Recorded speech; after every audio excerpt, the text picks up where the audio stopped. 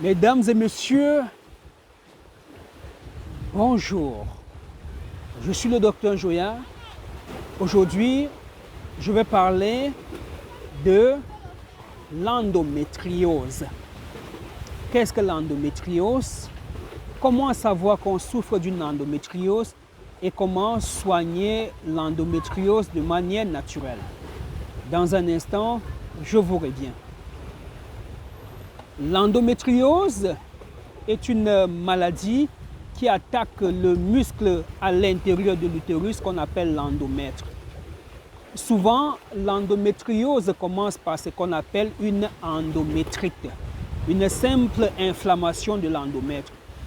Et lorsque ça dure, ça fait des jours, des mois, des années, ça devient chronique et on parle d'endométriose. À ce moment, des petits tissus de l'endomètre commencent à se détacher de votre utérus. Quand vous saignez, ça sort en caillots. Et vous voyez des petites chairs. Ces petits tissus appelés en tissus de l'endomètre peuvent aller se poser sur d'autres organes comme les ovaires. Ainsi, on peut avoir une endométriose ovarienne. Ces tissus de l'endomètre peuvent aller plus loin et aller même jusqu'au niveau des poumons.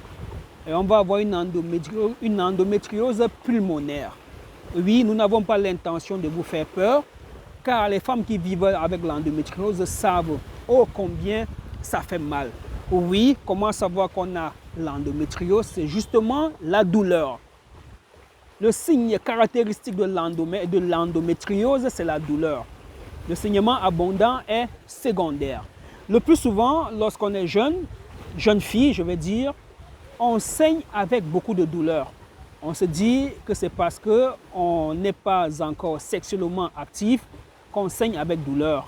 On peut prendre des Doliprane, des ibuprofènes et ça passe. Mais madame, attention, si vous entrez dans la trentaine et vous continuez à avoir mal pendant les saignements comme si vous étiez une petite fille de 17 ans, attention, attention, il se peut que vous souffriez déjà de l'endométriose.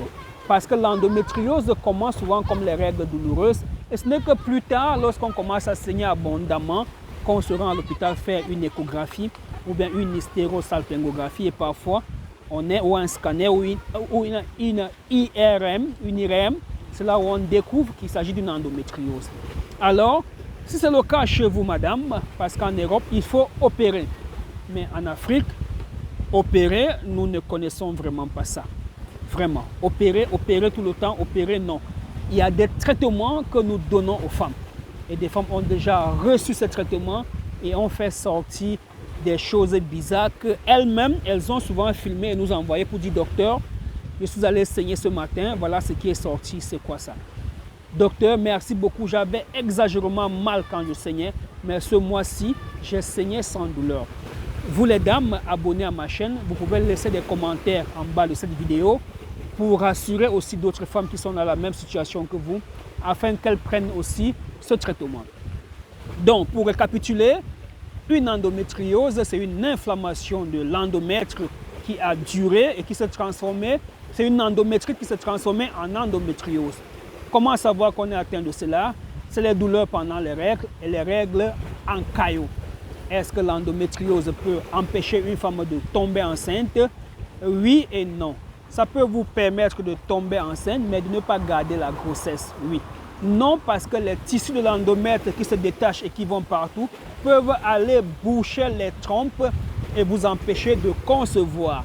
Les tissus de l'endomètre qui se détachent et partent s'installer sur les ovaires peuvent empêcher vos ovaires de fonctionner normalement.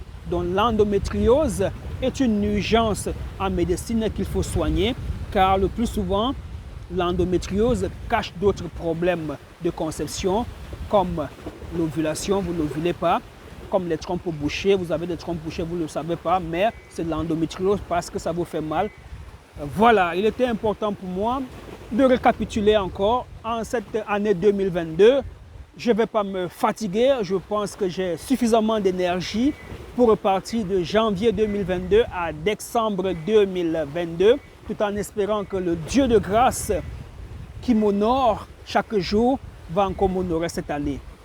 L'année passée, Vous avez vu sur mon statut WhatsApp des personnes, des dames qui ont fait des jumelles. Oui, en 2020, c'était les jumelles. 2021, les jumelles encore. Alors, les bébés, filles, garçons, c'est beaucoup, c'est beaucoup.